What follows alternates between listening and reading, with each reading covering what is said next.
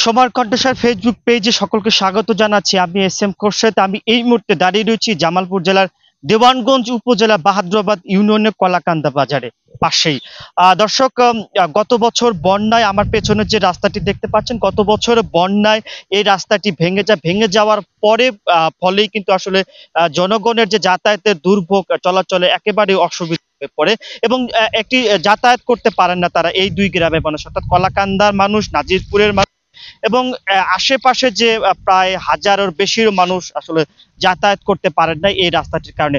এবং এই রাস্তাটি বন্যায় ভেঙে যাওয়ার ফলে এলাকাবাসীর যে জনদুর্ভোগ এবং যে ভোগান্তি পোহাতে হয়েছে তারই প্রতিফলন হিসাবে এলাকার মানুষ গ্রাম থেকে টাকা কালেকশন করে এই বাঁশের সাঁকুটি কোনো রকম তারা আসলে করতে পেরেছে।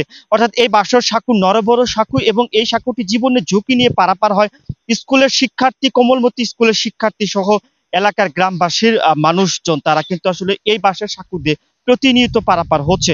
প্রতিনিয়ত পারাপারের ফলে যে নরভর করে কখন যেন তারা পড়ে যায় এবং এই পড়ে যাওয়ার একটা শঙ্কায় কিন্তু আসলে করছে এলাকাবাসী। এছাড়াও প্রতিদিন যে কলাকান্দা বাজার রয়েছে এবং কলাকান্দা বাজার থেকে শুরু করে দেওয়ানগঞ্জের যে মুখে যে মানুষ যাতায়াত করে আসলে এই রাস্তাটি দিয়ে যাতায়াত করে। আমরা এখানে বর্তমানে যে বাসের সাঁকোটা দেওয়া হয়েছে এটা একেবারে খুব আশঙ্কাজনক।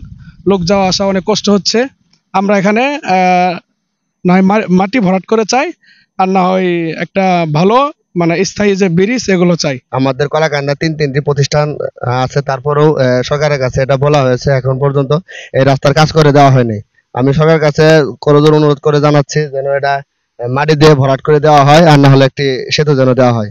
এলাকাবাসীর সাথে আমরা কথা বলেছি, যেমনটি তারা জানিয়েছেন যদি এখানে একটি স্থায়ী সেতু যদি নির্মাণ করা যায় তাহলে করে দেওয়ার একটা অনুরোধ জানিয়েছেন এবং যদি মাটি ভরাট করে দিয়ে রাস্তাটি চলাচলের যোগাযোগের স্থাপন যদি করা যায় সেটির জন্য মূলত আসলে দুটি দাবি তারা জানিয়েছেন।